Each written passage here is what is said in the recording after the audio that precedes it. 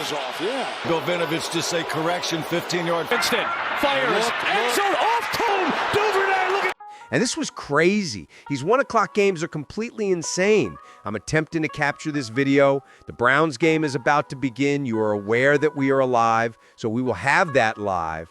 It will be another video as well. If I didn't mention one of the most intense 1 o'clock windows I've seen in a very long time, I wouldn't be a Foot fan. You know, I typically enjoy having interesting statistics, data, and the like. That is not necessary for me. Since crazy things have happened in each of these games, I can merely tell you about them. I mean, let's not be silly or talk about it, dude. Let's discuss it. Yes, so dude, Bears-Vikings. A special thanks to J.J. McCartney for attempting to portray Kevin O'Connell as a moron. He's basically doing everything he can to make Kevin O'Connell appear like something he's not. Well, I also need some box scores. Unable to accomplish it. Without box scores, it is impossible. What are we discussing? We were discussing the Rams, correct? Let's discuss the Rams, shall we? I said a falsehood. This is where it is. Caleb Williams is 60 for 32, 193 yards. On the day, J.J. McCartney had 2 interceptions. He just didn't look well. He just had a terrible appearance. I know that everyone wants to exclaim, oh my God, but in Michigan on 3rd downs, he was great. This is the argument in point that quarterbacks won't be good in college if they don't get enough reps. Not too many, but enough. And it's not because I think they're horrible. They simply haven't been put to the test in combat. Thus, we are aware of their true nature. And that's the situation with J.J. McCarthy, in contrast to Caleb Williams, who, although he doesn't always seem good, is always thrilling, isn't that right? It's a completely crazy spectacle. He's leaving the sacks, he's bouncing up and down, he's completely losing his mind, he's making every effort to make sure the Bears don't give up. I'm not sure how many of you anticipated that the Bears would be 7-3 heading into this. Well, but they are. Okay, let's restart this. Let's discuss the 1 o'clock window game. Bills against Buccaneers. Take a look at this score. That is back and forth and back and forth. I believe there were 6 distinct lead changes at one time, if my memory serves me correctly. Josh Allen was on it despite making some poor selections. Despite his poor field, Baker Mayfield was on it. Despite the score, it seemed as though both the defense and the attack had successful moments. I think Josh Allen scored 6 touchdowns in all, 3 or 4 on the ground, 3 in the air, and 317 yards. I have no idea who that guy is, Tucker. Please let me know which college he attends. I have no idea how. I don't know. Sean Tucker, I think? I can't remember his name. I just know that the boy is wonderful. That boy is so kind. 106 yards and 2 touchdowns. Just on the ground, that is. To get into the touchdown, he also received a big boy reception. That window is at 4 o'clock. We'll discuss those later. Window at 4 o'clock. Lions versus Eagles is tonight. We've previously discussed it. Can we now discuss some classic Jameis Winston football? And as you are aware, Jameis Winston's football cannot exist without both great and terrible moments. It really did feel that way. The Giants are making progress with their offense. They were climbing. They were traveling up and down the field on a Packers player who ought to be playing outstanding defense, right? The defense ultimately came up huge and came over, However, this is a story about 2 identities rather than 2 halves, because Jordan Love emerged while Malik Willis was within. He had a suspicious appearance. He was throwing a crazy ball there when he returned. He's 83 for the Packers, but I'm not sure what his name is. With an incredible catch, he delivered this Jordan Love-like fade backwards over the top. And then, both of Jordan Love's biggest touchdowns, as much as I wanted to say that he's terrible, both of the most significant touchdowns were big boy, big ball throws, right? The go-ahead to Christian Watson was one of them. I must therefore give Jordan Love his due. He positioned it such that it had about double coverage over the top. An even better catch is made by Christian Watson. And I don't want to minimize what it's called. Oh my gosh, with the Falcons in Carolina, they're going into overtime. Oh my God.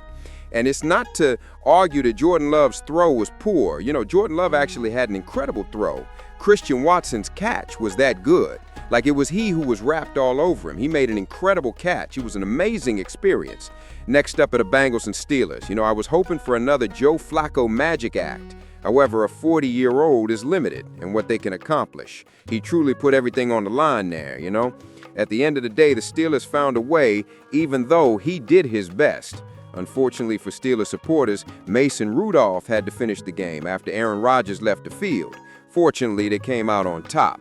However, we do need to discuss Jalen Ramsey's explosion rather than Josh Allen's. And you can tell that Jamar is getting oily. It became oily. You can see Joey Porter Jr. there. It was an intense fight. Jalen Ramsey was hurling hands and doing such things. It got nasty. Do you agree that it was worse than the Texas A&M altercation? But that was absurd. However, they managed to triumph. Somehow. We'll see how much Jalen Ramsey's fine is. We'll need to find out the latest information regarding Mr. Aaron Rodgers.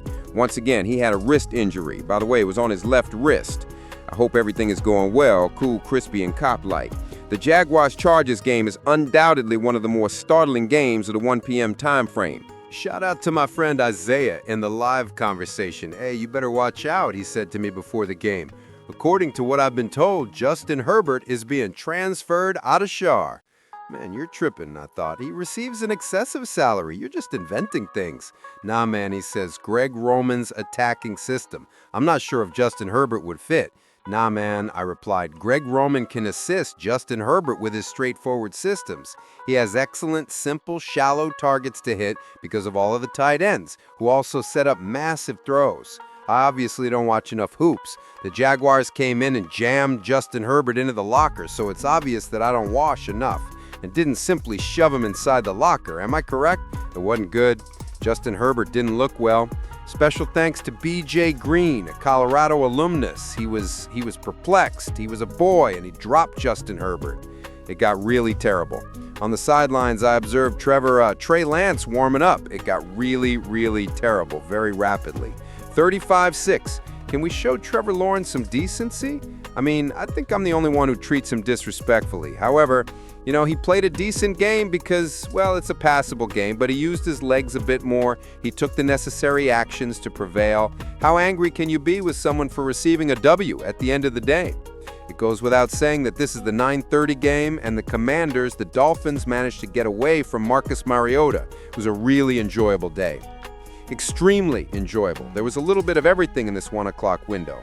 Speaking of which, I do want to discuss it because without this play, the Bears would not be the Bears. This is like, and it might have a lot to say about, what the heck is it called?